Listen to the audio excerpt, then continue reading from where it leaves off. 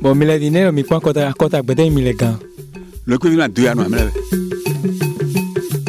File a hon kan we men le poton idodo we mi le fi. Wa se tambi don te don e ke mi wa ai no village en passa. Dawo menu mi ku be gan do tanko de beneto me fi ma agbo to ko me. Be wa se tante don agbo me fi we na dijon.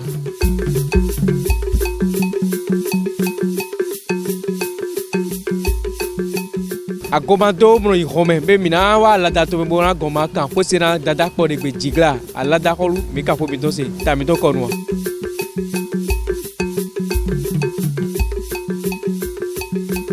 Nous y se tenter ton et comme ils ont dango kakawado savalozi torolome savalovi sunu savalovignon ne mi font bon magandia.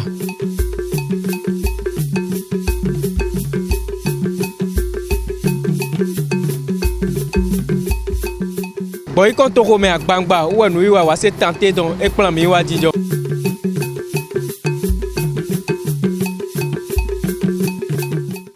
Nous y miton wa se temps et remi wa greko widazi torolome.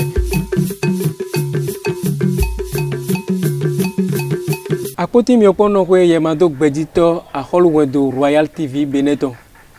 Don do pro mi tole pataki mi mede yin wana nu yiwa wa setan. De yin nu yiwa da ho bo mi zedo ayi lo bona fon nu de itami to koko boku. Alo nu de yin bo mi de wiwa bo manwe.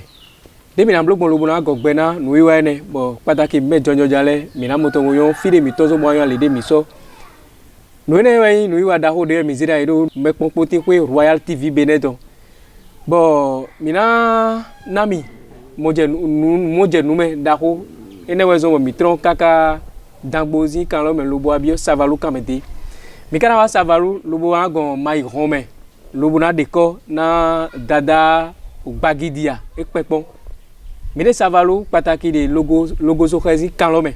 Et dans logo so khemi oso meti mina ndozma dada. A holu de fi mina yi home lo bona de ko lo bona de asien ko mi to chen wele bi bona do ajado na dada chawu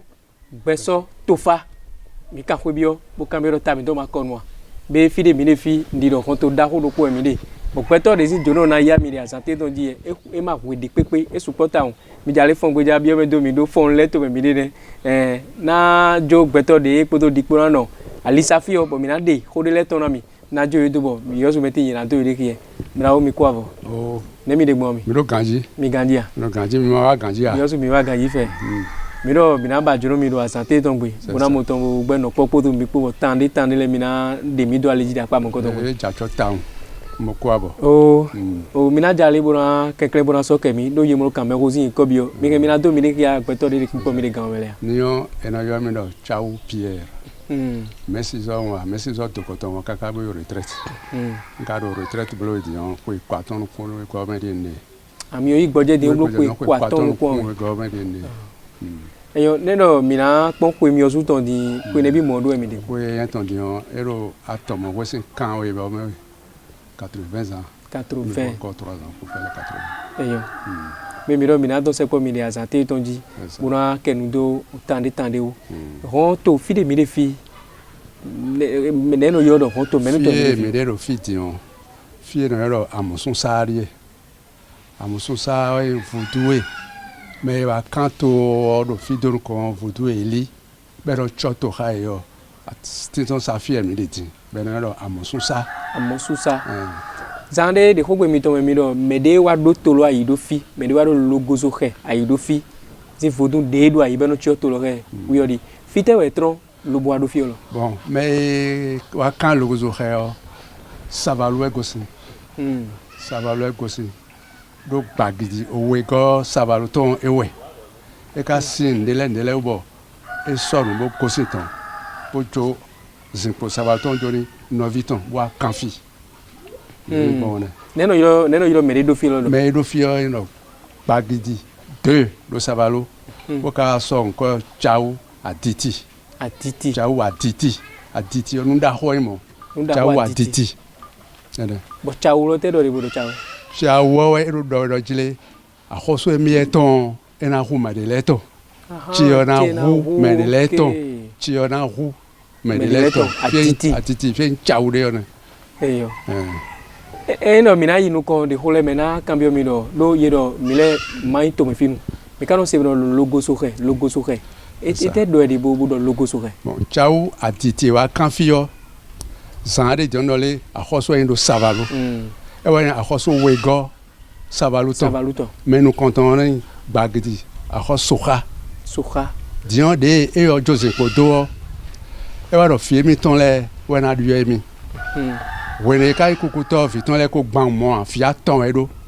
be ton do na dio ede via ton le ka gban mo ima o de do aso nga se ko mo dion me de me ko de wa ponte me ni ka bo chobo chau chobo bagdi de yo na wa khoso e ko blo we kan we o de régence we kan we blo sama mo me na no se podio bo jalo de photo mo le bo e ro photo me ko le no choto ka bo die bagdi a khoso ka si fi atongo e no ra pata e yo e wa de fiton to be na ku e wa de fiton e wa bagdi de yo boaro chau atiti ayo ro fi donc e wa me we go bo ya khoso ta ndo savalo e ka si ndele wutu o e wa si khome de temps en temps bo ton si ton bo kanfi dion fi kin kanton e wa do we do jile logo zo e ba khe be rusuni an do we de mo do hwenu bo dan khome do to a khosu egbon fi de le bi o hwewo yen itame bono jagba ni itame khosu o wende e yo kada khosu ro savalu agaja ro se ko jiro itame wenenu dion agaja wa ku de wa ku o tegbesu we die bo hwewo yen yine o da ka wa jazon dada bagidi wa jazon boado no viton khonpo me do enai du yemi do tame bona no player teme donc dada gon player ni azon ton kwe wa tombo e ko yeno kambioro ne ka gbona khoso ajero kun ye o donc atongo e ayo mais non c'est do mo no viton khonpo me na do baglo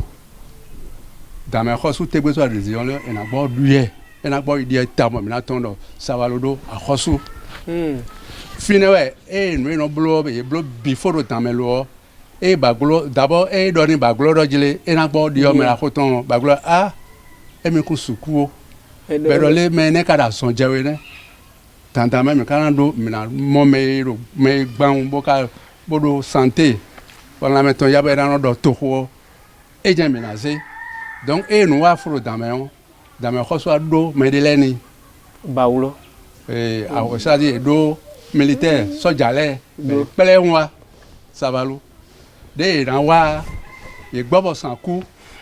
be no te fide be e ro fi ko te me no denu no savalo donc ye no te fine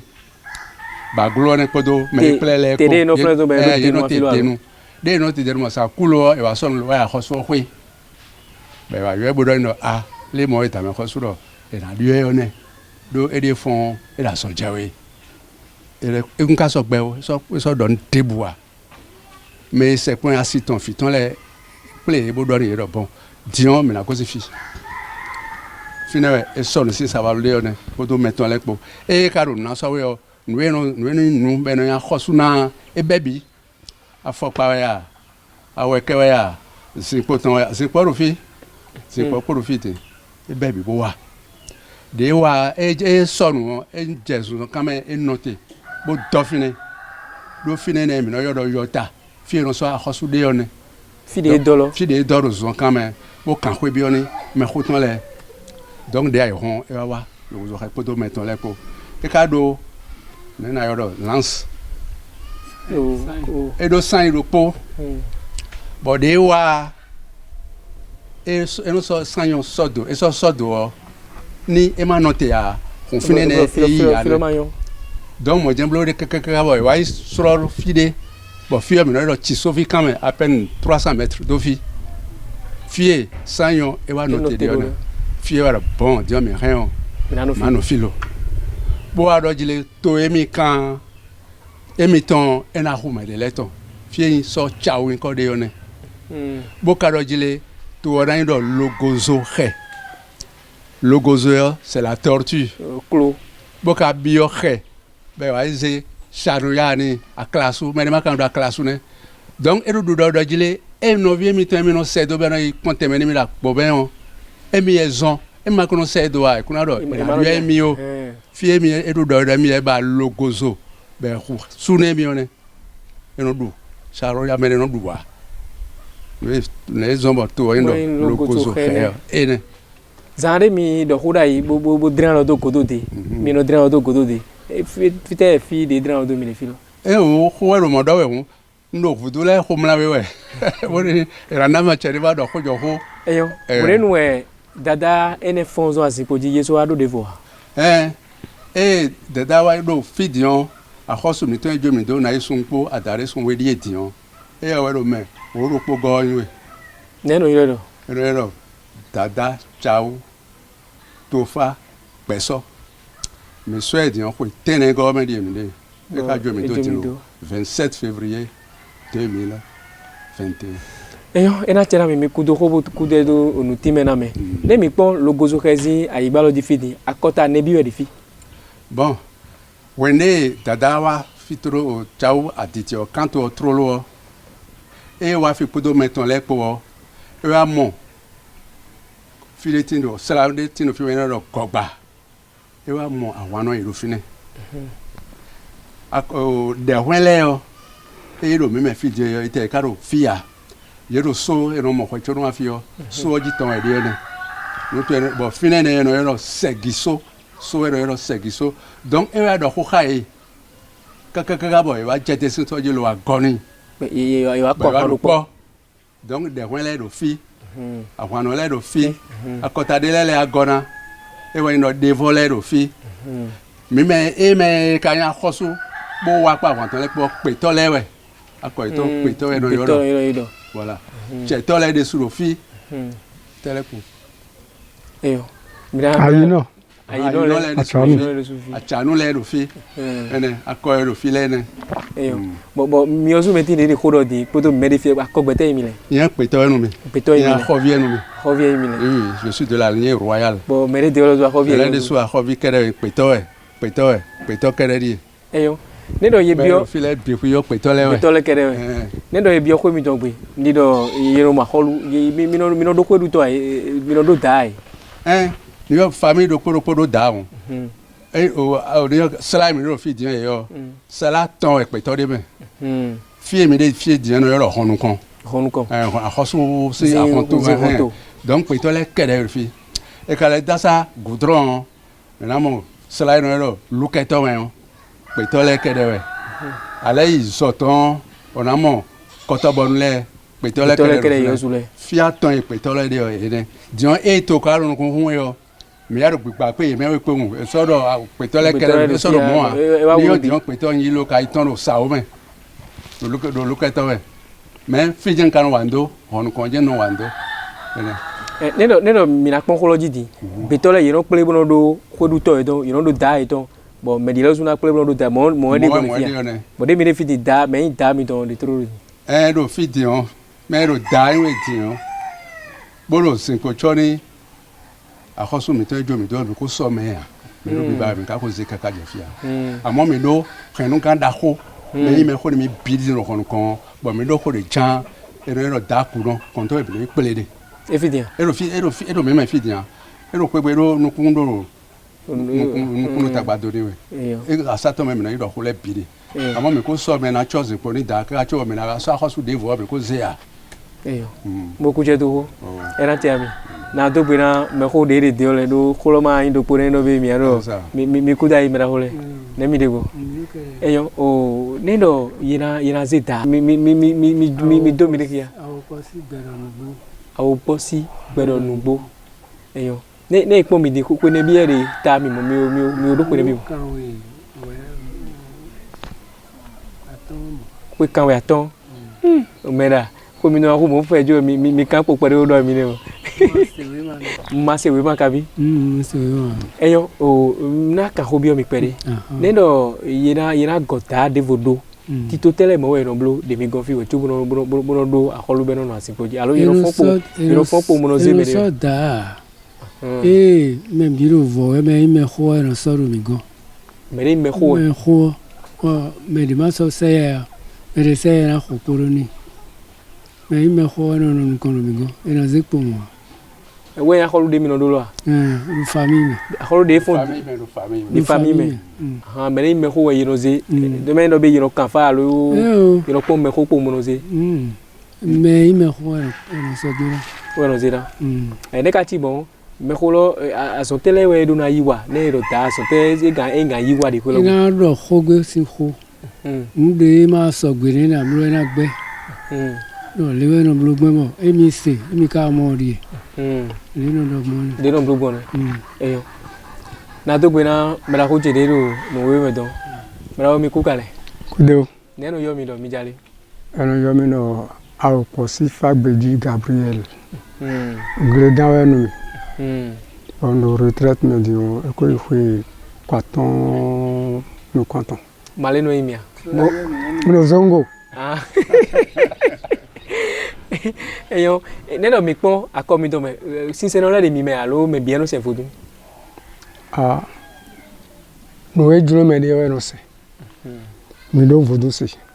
mi do malenu o mo do malenu di amon kai malenu catholique en ami so mi sa mi no yi amisa no no bi chudi we do mi ro zongo ni bo sa fo eton ro te bo no do zongo sa o donc c'est bien ro we ko mi ton ko mi ton ne do ka divide mi gon ne do ye divi pe bi alo yon mi da si be ko be ri atogo tito tele mo mi no blo alo yon jo me lo do be no divi to mo wa e ka divi go do fo tele we no de edo alopa we kegeji mais fondo greta asitan mo ho ena jawo kanji mo na je fa kanji ero kafa bono pondo ho ene ena jibera sobuya mais karo sisen de me kege no do fe na ye mo blo kan fa no toju do to hwe o do to hwe je no yi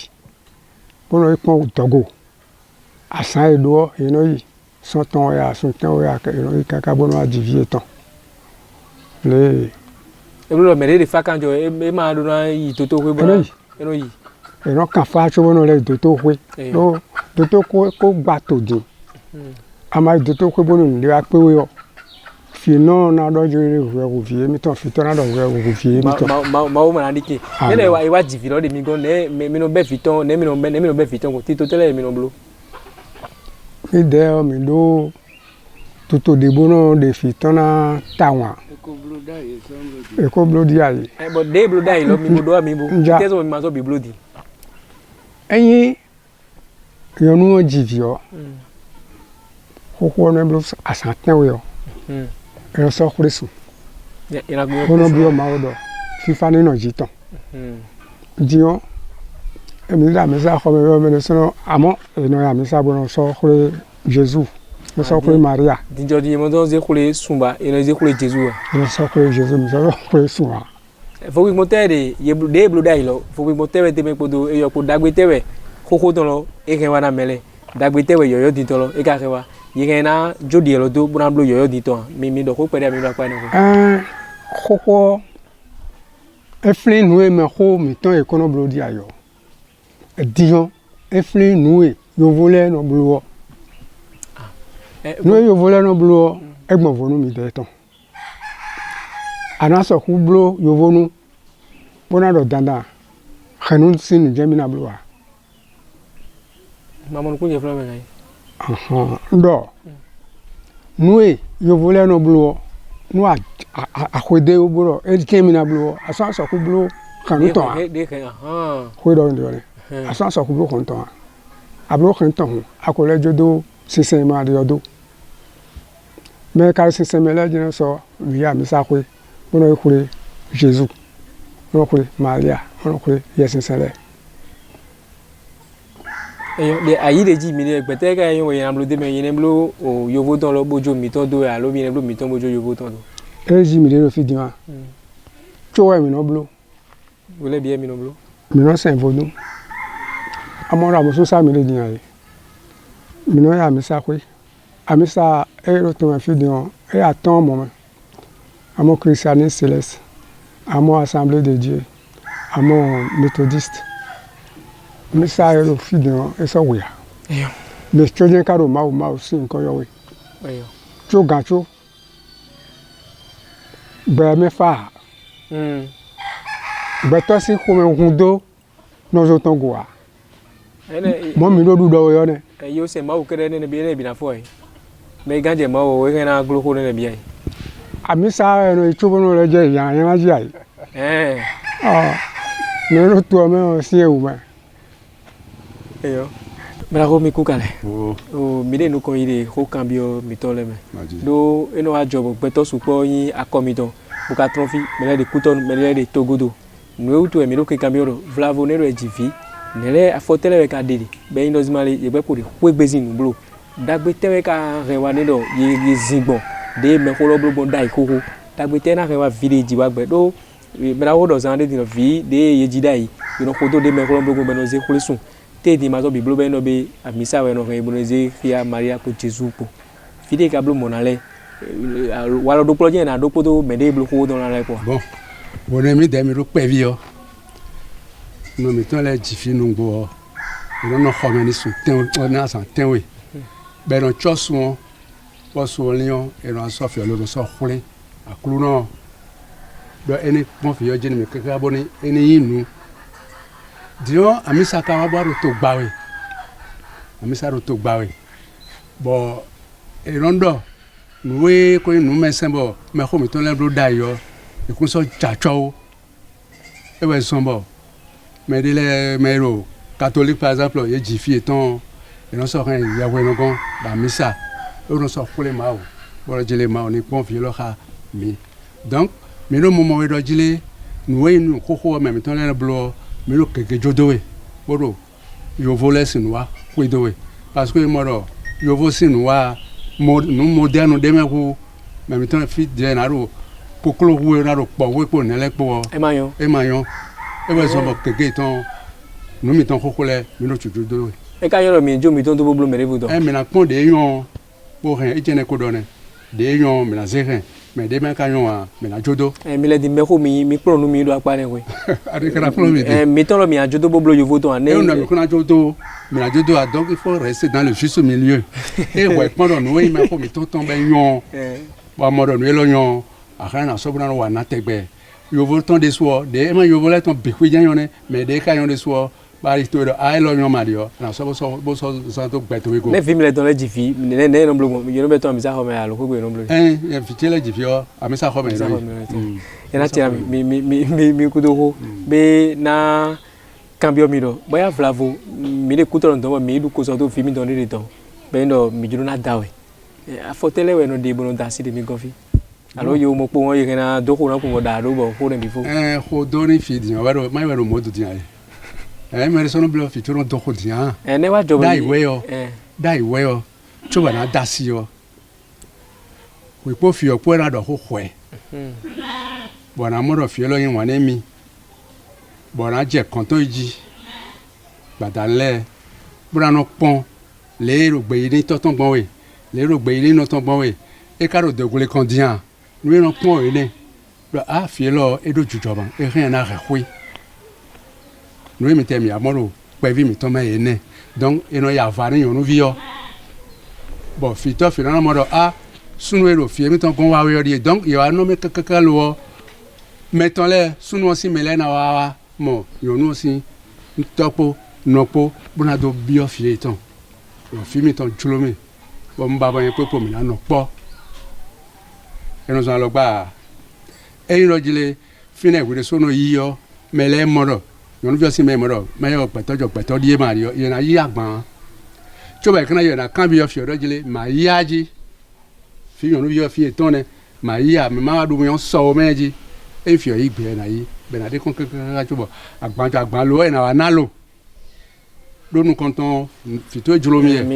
oui godion ala nagban atongo ana dagban da holo bera da sabo famille où les bina sogbe kolona pe tout ça là chobo enado mena do mide le no igbon dion nous mo mide yo fi opodo sunu po ido ko won adogbono jebe e adogbo jebe refito won so gbende ne yo da ido jene e da ido kan blo so ton chobo ni tagba no lebe ado e ton yede si jujo e ton yede si jujo e ma ka ton le si jujo e so no po a fi na mo lo dion yon do po do te e je fi npo e la gbe e je fi we la gbe bona do bo sa di nde so nde teme ya donc be ya lo e je ku do e di yo ne e be so bo yon we ma da so ele su ko u me do asudo yon do jile me kuna pa che mi so mo yon le ro me kuna pa che mi so mo na so ku ton na so wan tete abero po e blo ne do mo ku je ko mi do me ni yon su po de te yo ezon ma plan wa medito medino do le gon me na mo ku je we to gaji yon ko su po sunu ah no ere mo jo yana ji fi gbo no te ja njawe yon ko su po sunu din gbe me de yon su po sunu mais e ka si pono e yo voulais rien dire fima sono setoni to a ba ko dar fo ko mo no to ko me bono mo ko bono plan wa we zon tamo mais do fin po fi o ero po su me yigbe bono na da so ye ne e yon de ko mi don gbe ni do vilo tombo mo ko mo ye ken na gbe na gban na lo de o mo ko da do ye non bon e de moment boni sunu on peut pour ya comprendre de boni gbero po e no adahun beno na gba beno na gba beno ada e je fi npo wa ye no blo na le bi amo e do ko no na gba agban tele no na mi gomo agban te ka mai aha no bi o no don ko ra kan aha wa lo ene e do kwa fo do gan me bono se kan ni ba ko no jeji akwe o fi no na do akwe o fi to na do akwe famille je le à la gale de so la ko si ga po ne le po ba ha na jeji be na na le no blo no mi confie one e ka so support dia abi me la ko ndo no wa so support wa mana alaga ya ja ko gbe agbanta we iro gbanta we ko itaun ani no ko nda si mi go fi do mana gban but e wa jobo le jobo wa nu wa gbe fi iro gbanta we mi do do be ne do yi mana gban oni alaga e ma tun wero ka ti a wa fle na ko we o me ko e me re tun wa mo no blo ko ko ni bodilo ndi so ro mo iboso me ko ni o fire banto na ni ko e banto na ni ko mo re gbon ni re so ken de gba eyo nene eso gbe ma so ne ka jobo filo da su bo asu pe ma yon ne ken na go apegbe ri buna no buna me to e mo dona mo family na gbe be yo to na yi no to na yi mo ro mera ho de don ho de gon bo ye jiru na do to pa ne we ho klende ro fi bo ndra sai mi ton de ji do ho nu yo je grebe yo cérémonie de l'aide on on wa sundo yo no iva ho bo peton bisese na kwede fi na dun lione fi na donne ni temps et règle ton nous comptons on a blo ene on fi topo fi no pono to yen do jide fi ton sou grebe tita de vi yonu ahuli no je ni do règle na mo ne je la no kono kondo voilà yon de ko logbe bina plein cérémonie ne de so de dia bonu e fito mo je grebe do na tunwa ara mo ndio ano jina je susoju aro viela ni karo ne ka gboni ohun mi ono de je aso ku yo adimelo je mi e mama mi ko gbere e da do mo kaka bo dogo na wa bena jifi ona cambio anikadie bena dokodo e ma gbon ye kan o cambio mi nedo aye mi dasi asi kweri asi de ko mi don gbele meri ya obo de kanu mi don mele nedo ye je la de no blogbon ye gbero danu ko do asu ton po gboro no ko le no yigbon de ko mi don ene dépend les sons so de bon mais de ti bon anabo jifi aya le o ananda ni ani 3 mois ndeu aporo me dalowe akoro kanjɔ mɛ da la o ena do nuɖuɖu to ya mɛ ne vo dzina da ne. Ni do yon de kanjɔ mɛ da la bo da na suwe to ete no wa ntun nu ezan bɔ eno gbɛ wa ne wa sun do eno gbɛ bon 3 mois dze nyɔnu na do nu vo kun mi do mɛ sɔtɔ dze nyɔnu na do kɔtsi wɛ na do to. mɛ ibo kɔnɔ ente o tu ka de fame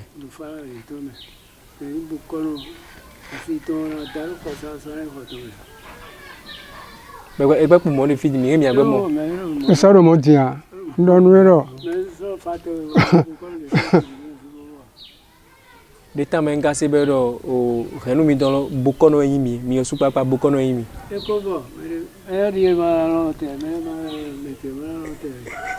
Peut-être pourquoi c'est un moyen beaucoup encore là au possible. D'abord étant. Bon, toi tu es une fa gbeji. Fa était. Bon bokɔnɔ ka bɔ ko mi nɔ. Boji. Toi tu. Zan de ko gbe mi tɔn mɛ da yi mi dɔ mi lɛ gbetɔ yi mi. E mi se gbetɔ lɔ famille de lɛ mi amu de lɛ. Famille était. Gbetɔ lɔ akɔ mi tɔn yi gbetɔ yi. Famille gbetɛ lɛ mi amu de mɛ. Mɛdagbe lɛ famille gbetɛ lɛ wɛ de mi.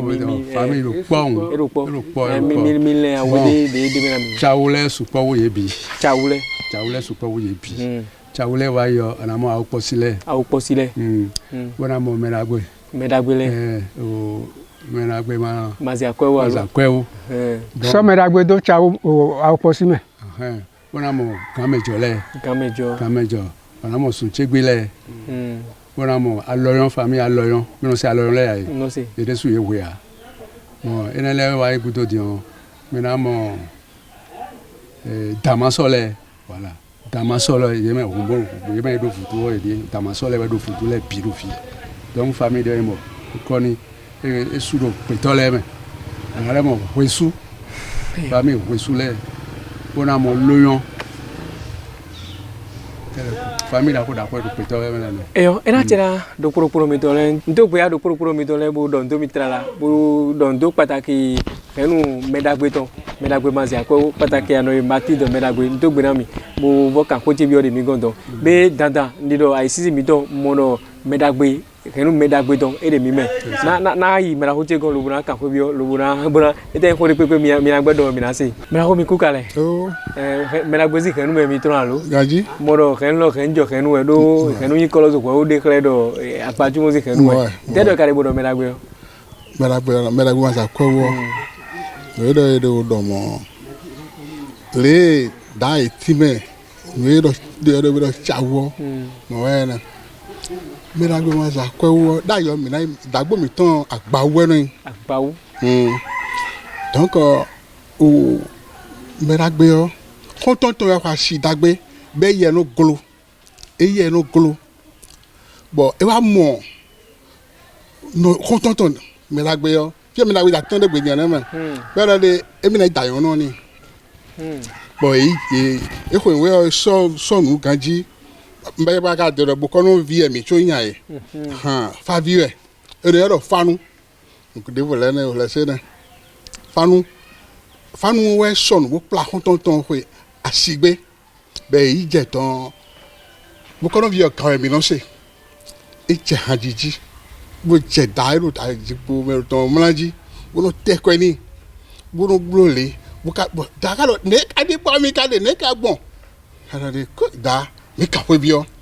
fitu ele yɛ ka dzro mi si fitu ele yɛ dzro mi bɛ de kɔ kaka bɔ da dɔ ko o nya yɔ gbede gbɛtɔ da gbedi ye mɛ da gbedi ye do kɔnu wa do ko sukpɔ kpla yɔn nu bo de mi sɔ hɛ yi. Bɛ ye da yɔn nu mo ma. Le ye da yɔn nu gbɛn nɛ. Ewe sumo yon do mɛdagbe ma sa kɔɛwu. Bon ìwà kple bo aɖe ɖe dziɔ comme nɔvi mi tɔ fanu ŋkɔ ne ɖo tsi yiwe yɔ ma gbɔ sɔ ŋkɔ ni yɔ kpɔ vie dzawe ɖo kudo ye fie sɔ ŋkɔ ne bɔ mi ne dze mɛdagbe ma sa kɔɛwu ŋkɔ de yɔ ne. Ne mi bi yɔ xɛnu mɛdagbe tɔ mɛ ete wɛ yin de vɛ mi gan de xɛnu mi tɔ mɛ dudu tɛ yin dudu de vɛ mi ma do aɖua. Bon nu ye vɛ mi ta ŋɔ wɛ yi kuluza. O ha mile gan ha la mi nɔ dɔ. Mi nɔ dua. Ene akɔ tso yɛ. Akɔ bi wɛ ne vɛ. Abi da mɔ ya ye. Mene no papa. Cruza mi te ka je ko me jon me la gbe henu me do cruza. Ene o kere me. Ene da ko ne. Kare ka ti me era be o. Adowe de ono yin godo. Ena ilo peji a. Ena oguru mi gan. Eno ko fa bo ame. Benu ado je fi no ise wo a. Tí ẹja ìdá ló tóbi tó ń fi ní ọmọ kúkú tán èyí náà di ìgbẹ́tọ́ kí ọ ìmìíràn dàbọ̀ jí náà di ẹnu kòkun ẹnu kò ní mẹ́rin. De no blog mo dai ne. To ho yo me dion o di sagbo ficho dion o kana pe cruza de pon gbe de a. Tu yan cruza. Be Tu la yan cruza pi. Do ye do a domo. Mo no hon le club. When it turns na hosu ko jio. E we to sembo me da cruza le pi be. Am o pon to ho me bi dan ma cruza de to ho me a. Hun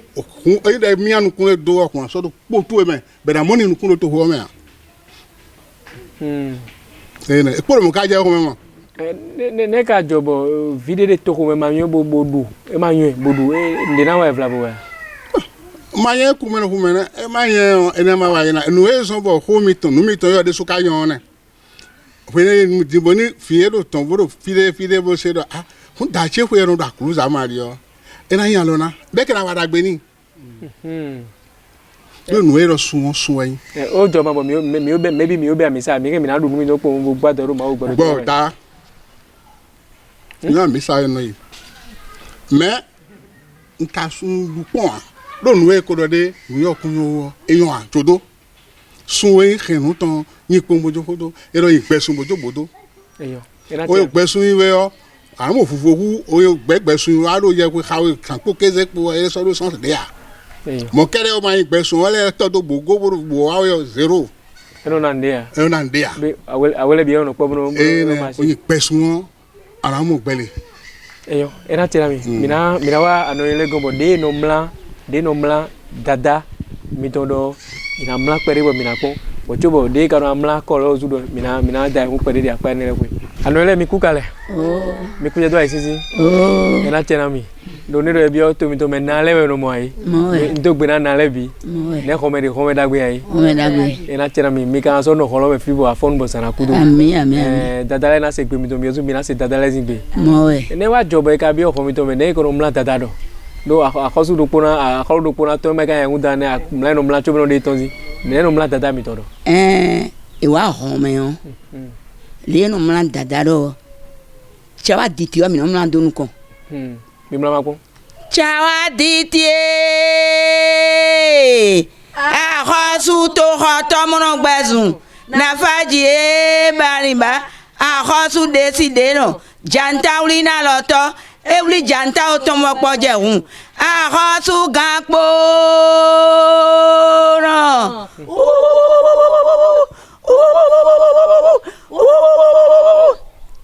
Debi no mla do de. Bo ko de no ye ka mi mla yo no mi no ko ajogan we alo de ka alo de be yo achasu mi no yo kunde be ai. Gano debe. Yo ko gande be. Eno ko gande mo. Mino jiran. Mino dia khoviran. Mi ji kan do bo ma ko. Akhoje jiwe aso khavi bele o ole onazon agbozon lile o bele ole minazon. Akhoje jiwe aso khavi bele ole onazon agbozon lile o bele ole Ena tia mi na le mi se gan do mi agbedo de mi re jan kaloji bo koko de mi agbedo mi na no fi mo zara kudo mi kuje do o akol mi mla ne do mi ka troneji kota mi osu to ne no mla do ne no mla ko do me akhovie yo mi wa home yo mi no mla da mi ton yi kude u peto vi yale nu eku adi d'abord la couvi eku gbagidi gbagovi eku na me pa khasu pa vi eku na ma so khasu no suwa eku kiki so ba parigbe eku la mono kha gelu on ko mi sun eku la do pe ton da yori eku o fi yo taton eku o fa pataton eku Neno. Era mi mi kuchedo a holmla o papa mi golo zebonai ma ka holbe mi na sutara no yiwate to lo gamezo mi no wa gamelo de propre domi ma ka holbe mi ne su no yiwate to mi no mo bo a holule supo bo beto supo ka tin me ga ja ndodo a holbe kre no tebo no dran lo a holube de don do me do yovo re ndodo to me no ko mo de gbomi confia ne e je mi ne mi no blogo ne mi ra do pe na holube mo bi egble me me koko boko mo me koko lesson wa da yo ye wa khosu gan me no je ko bono dondo bono kan we bi o e jula khosu na e ko yo da bo chobo mi na bi o kho me o afopa mi no ni ro ko ho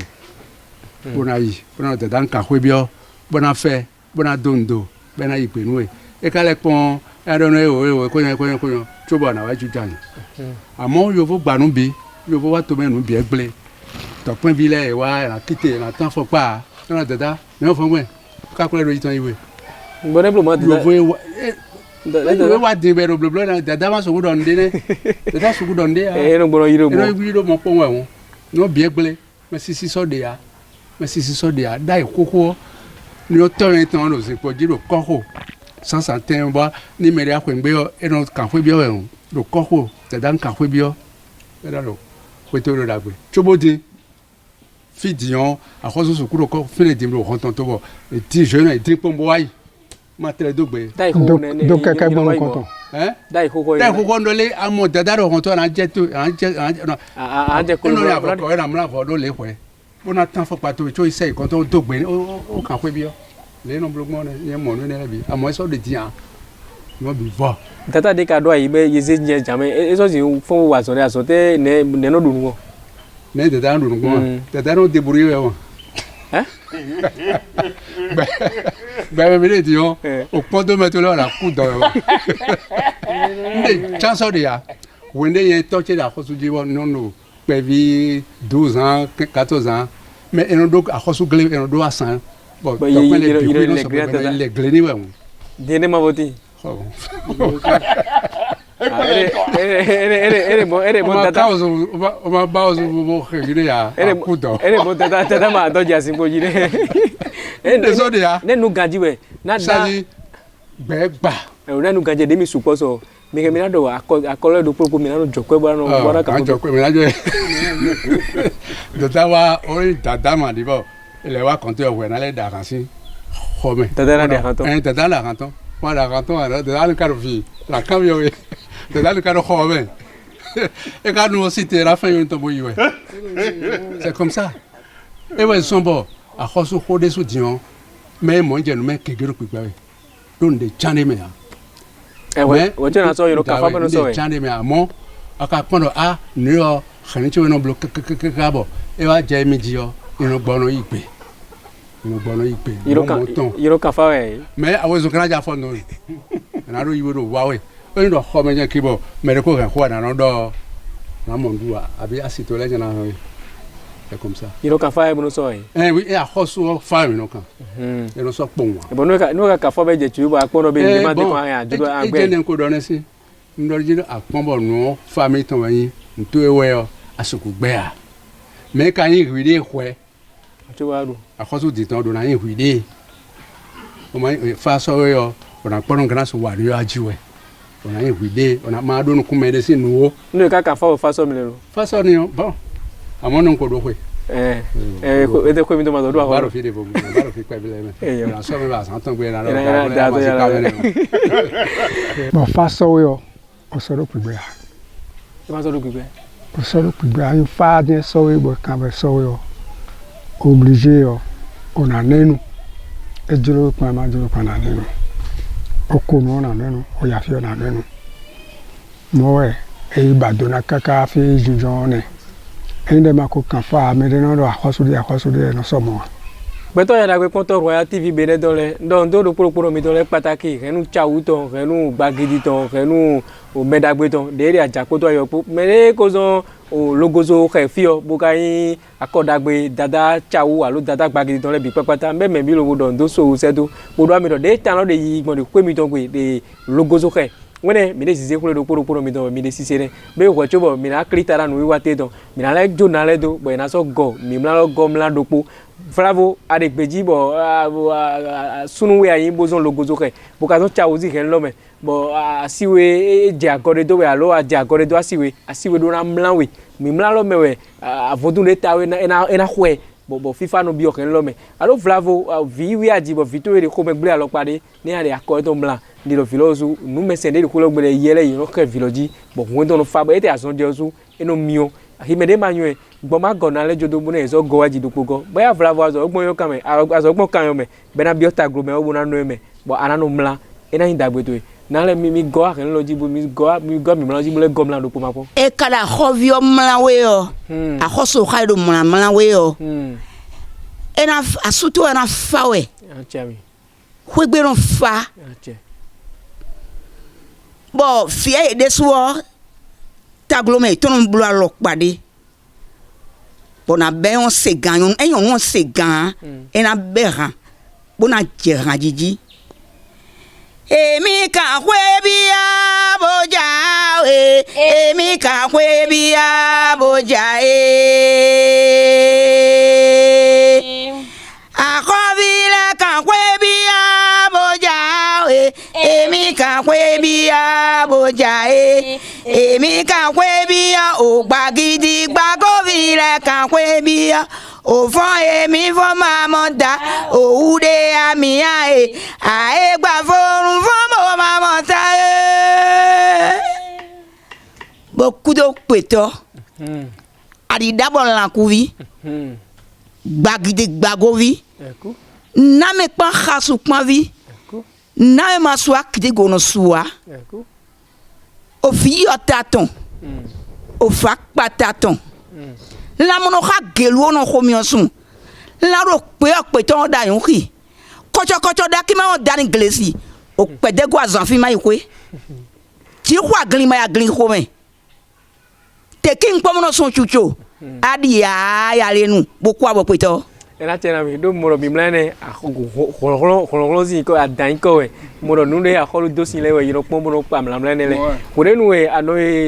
bati do medagbere mo se di ndido asizareta yozule di ere asan wa moro pigbo me to bi o fare don wa jije wen yeton be minago wa daji lobo ko de yin ko go bo minaze bo na klonu yeme de yin ogbagidi vi yeme de ka so yin chauvi bo da japo to ayopo pronte mi do bo na ye alo gbe wan te mi do bo na yin se do bo mina foruta mina clean wi wa mina do nu wa tetote eyo ndo mi kuda so nu wa lo mi do tin bo minaze gbon we ke biji bo fi mi ton ro peji mi do fi do États-Unis mi do Australie mi do Afrique du Sud bon ko no jolo e ka sin asowo no so wa mo donc il y a mo do ko pe mi do ena le nanu ye bon ena le do wan yin alo pade ni to eton bon e se ro mi jande wa gbedo to o ma ri o e ba lo ko ri o ya no se do mi do fi ejosin e so won pede a ndo kutanu ndo kwagbonu egbon wo ndo logozo xewo ye di on rena no kutanu ka juro mi anu tu na no fi bona no mecheleme bona yi jo andagbe to jo andagbe awezo supo ro kutanu awezo supo zo keke o moto bo gbe kale vari ono fi di on fon sansan no di cycle no wa ndi ama mi gara ngwe ni sa karo wa bono blo sport ne wa bo le o bodu no kan mo lanchi ele le mba gbon donc akhoso mi ton lo pa de jade gudo erana khonhon e bera no flito eton bo to eton kana nu bona no veni e na no veni nu gbo e ka do bloblo e do mi don le ma di yo alogo eton no je waje bo don pele bodon blo no bo e no jacho me bio e do akulu no ni no e gudo bo di ka eton ko eton ni no da pe ka bo ni ye wa so folo me julo e na wa kihwe me ka julo e na kikuton ton when tono na don se do yo ene eyo era tena gbeton yela we ponto Royal TV benedole pe nu iwa mi ton wa se tan dide nko dogbon mi bi bel dai we plan mi kaka wa savalu pataki logo so khezi o kan lo me bo mi no o chawu lezin kwegbe bagidi lezin kwegbe onu le inu lobo ka yin tan to lo me to tan ko lo gbe ton ndido de wu mi pe mi ze lobo ze kule mi o mi osu metile ni do dagbe de demele mi o tia nka mo ro ko de mi do fison bi benu kaka je di bi papata we dagbe bo neyo dagbe de demele ma o gboro to na dike bo renu lo so na dike akolu de ono fibo fon le nu me sene na dike bo dagbe na kono do propo mi to ji de fide mi de bi papata boya bravo amo mi se do lo be jiro ho subo abana de totozi tanton zekan ze me lo kan to bo yiro alo kan de ki ga to 97 72 60 66 mais la doit faire le bon avoir fait des pépés de pourtant tout tout mettons mais la déton rien de hésita mais la déton nous les 20 000 mais la zedo a pelo bi papa di bon fi mi ton de da jakwa yopo yira nyo sude sube do nani be na dagbe na yura dagbe na ren lo bete don e ma ho gamo wa se tenter don mais la do tero fle mo do mi do male e je gbere bo pe mais la so pe de agon de vodi nebo no mo mo yin e si ugagbe kere mais la pe e la chera mi me jere mi ku je e la chera